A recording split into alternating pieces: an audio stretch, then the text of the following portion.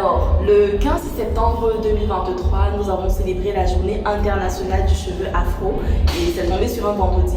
Donc, avec l'ensemble de l'équipe de The Queen, nous avons décidé de partager un bon moment d'échange le samedi suivant, à savoir aujourd'hui, avec nos clients, avec tous ceux qui nous suivent en ligne, avec tous les hommes et les femmes qui avaient besoin d'en savoir un peu plus sur qu'est-ce que le cheveu afro, comment l'entretenir au mieux, dans quoi est-ce que nous faisons, comment est-ce que nos produits sont utilisés, parce qu'il y avait également un atelier pratique.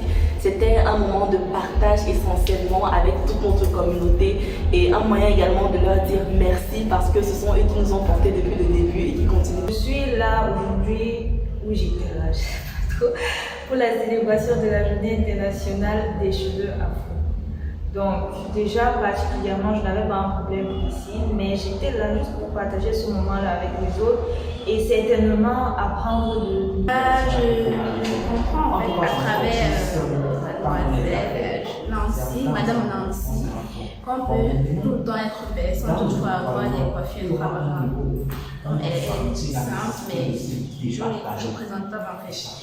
Et avoir confiance en soi aussi. Donc, ce sont certaines astuces que j'ai apprises à travers les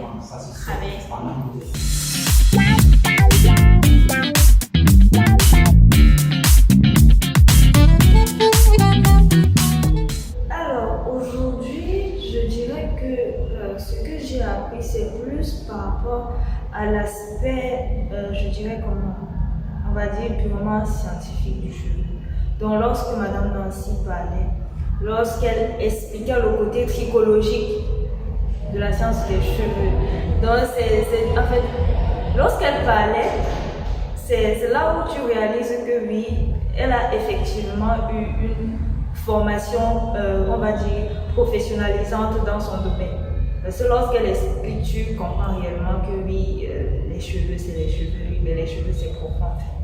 Aujourd'hui, nous avons décidé de fêter les cheveux afro, non seulement parce que c'est une partie de nous, mais aussi parce que c'est quelque chose qui ne fait plus trop partie de notre culture.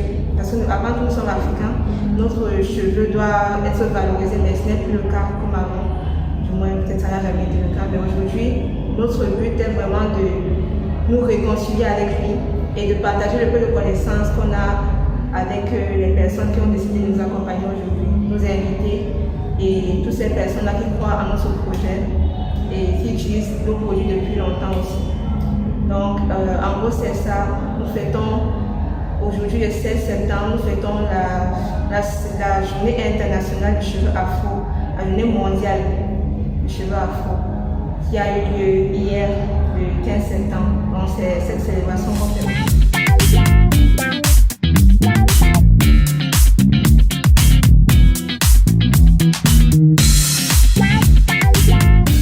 En fait, pour pouvoir connaître le cheveu, il est important et essentiel d'abord passer par le test de porosité. Alors, c'est quoi la porosité du cheveu? La porosité du cheveu, c'est la capacité au cheveu à pouvoir retenir l'hydratation. Alors, nous avons trois types de porosité, la porosité faible, la porosité moyenne et la forte porosité. La porosité faible, c'est lorsque le cheveu absorbe lentement, du moins capte lentement l'hydratation, mais la conserve une fois qu'elle a du moins capté cette hydratation-là. La porosité forte, c'est la porosité selon laquelle le cheveu absorbe facilement l'hydratation, mais la perd aussi. J'ai entendu parler de la journée mondiale du cheveu afro. Déjà, moi je suis afro depuis la naissance, c'est ce que je vais dire. Afro depuis la naissance, j'ai toujours aimé ce qu'on appelle afro, cheveux, tout ça. Que ce soit sur les cheveux, la peau, ça m'a toujours beaucoup plu.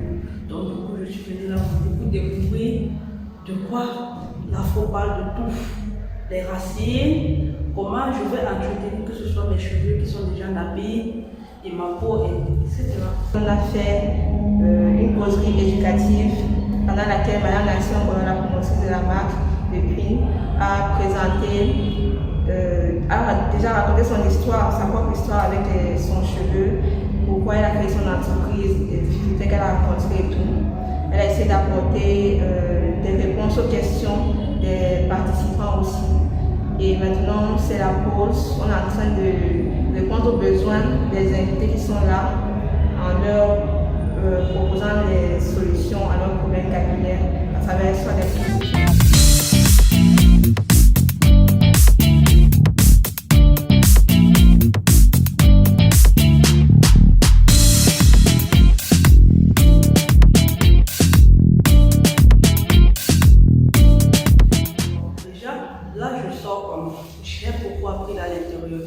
Ce que j'ai d'abord retenu, nos cheveux ont besoin d'être nourris.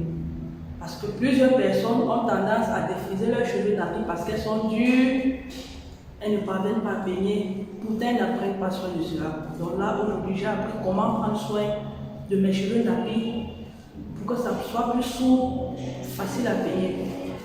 Alors, le premier secret, parce que effectivement la marque s'appelle The Queen's Secret, le secret de la reine, et le premier secret que nous avons partagé avec toutes les personnes présentes, c'était l'authenticité. Ça veut dire autant que possible, cherchez à être vous-même, et quelle que soit la personne que vous êtes, nous aurons toujours des produits, des services, des astuces pour vous accompagner à manifester le meilleur de vous.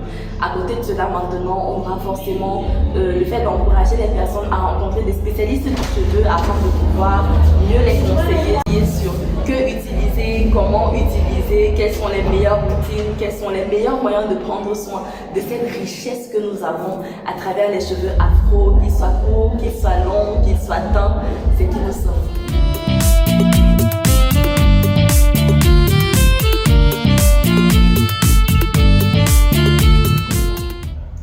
Je ne me suis pas plus axée sur le côté comment entretenir dans ce qu'elle a dit, mais plus sur le côté où il faut noter que les cheveux, oui, c'est les produits qu'on applique dessus, mais il y a également la génétique qui joue. Pour déterminer, pour faire le test de porosité, il suffit de prendre un cheveu de sa tête en fait, laver le cheveu au moins, dégraisser le cheveu, puis après que le cheveu est séché, le mettre dans un contenant avec à moitié plein d'eau.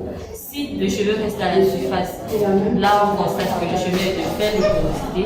Si le cheveu part au milieu du contenant, on détermine, du moins on conclut que le cheveu est de moyenne porosité. Et si le cheveu part au fond du bocal, on conclut qu'il est de forte, que le cheveu est de forte porosité. Oui. Par exemple, moi quand je faisais des masques pour mes cheveux, je n'utilisais pas toujours des chapeaux chauffants. Je ne savais pas que c'est nécessaire. Je faisais comme tout le monde, au pifla, utiliser un plastique et tout.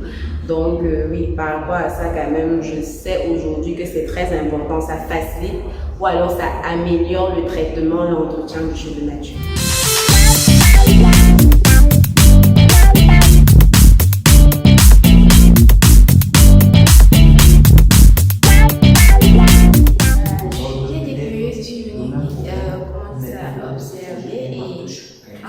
Sur les cheveux nappés, vu que j'en ai depuis ensemble de temps. Depuis toujours en fait, je n'ai jamais défrisé, donc je les aime toujours. Ouais, je taille de temps en temps, je coiffe, mais je suis toujours là.